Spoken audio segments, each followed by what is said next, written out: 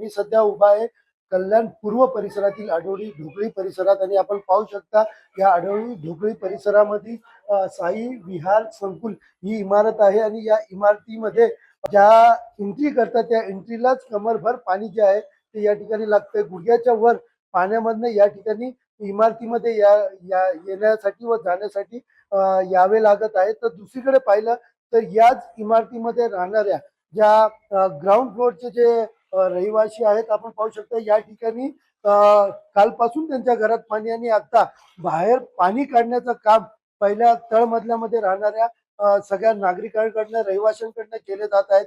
विशेषतः पाहायला गेलं तर करोडो रुपये देऊन या ठिकाणी नालेसफाईचा दावा केला जातो, मात्र याच इमारतीच्या बाजूला नालेसफाई झाली नसल्याने हे पाणी इमारतीत शिरल्याचं सांगितलं जात आहे।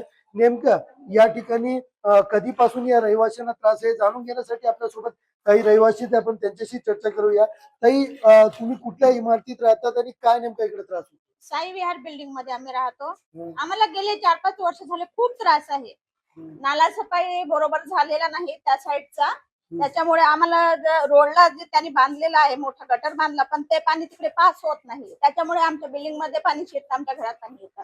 आता तुम्ही ग्राउंड फ्लोअरवर राहतात, किती घरामध्ये पाणी शिरलेलं आहे आणि बाहेरनं आतमध्ये येताना कशा परिस्थितीमध्ये यायला? आमच्या ग्राउंड फ्लोअरला 6 रूम आहेत, 6 रूम मध्येही पाणी शिरलेलं आहे। ए विंग मध्ये 6 रूम आहेत, बी विंग मध्ये 4 रूम आहेत, सगळ्यांच्या घरांमध्ये पाणी शिरलेलं आहे। तुम्ही कुठे राहतात आणि सध्या आपण पाहिलं तर तुमच्या इकडे काही लोकांच्या घरामध्ये काय नुकसान झालेलं आहे का? नुकसान झालंय ना, भरपाई धान्याची भरपाई हे झालेलं आहे। अजून आमचे म्हणजे कपाट तर बाहेर फेकून दिले, आता काय करावं असं। तुम्ही कुठे राहतात, तुम्ही कुठल्या फ्लोअर मध्ये राहतात आणि काय ग्राउंड फ्लोअर मध्ये राहते। माझं घराचं कपाट बिपाट सगळं खराब झालंय, पाणीचे मोठे लहान पोर आहे, ते पडतं भिडतं, खूप त्रास होता आम्हाला, काहीतरी करून द्या। काय नेमकं कारण आहे सोसायटीमध्ये पाणी यायचं, कशामुळे येते?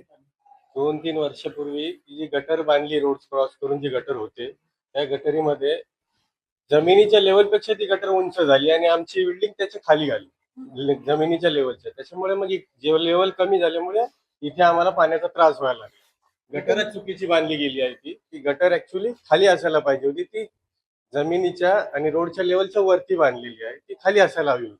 सध्या तरी पाहिलं तर या इमारतीमधल्या तळमजल्याला राहणारे सगळेच जे रहिवासी आहेत ते घरातनं पाणी काढतात। ते काही रहिवासी सोसायटीने या ठिकाणी मोटर लावून रस्त्यावरती पाणी सोडतात, मात्र दरवर्षीचा आमचा हा त्रास महानगरपालिका कधी पूर्ण करणार आणि कधी हा त्रास आम्हाला होणार नाही अशा प्रकारची आशा या ठिकाणी आहेत आणि अनेक प्रश्न डोळ्यामध्ये ठेवून महानगरपालिकेने लवकरात लवकर नालेसफाई करून याचा काहीतरी मार्ग काढावा अशी मागणी देखील या रहिवाशांकडनं केली जात आहे। सुनील जाधव, TV9 मराठी, कल्याण।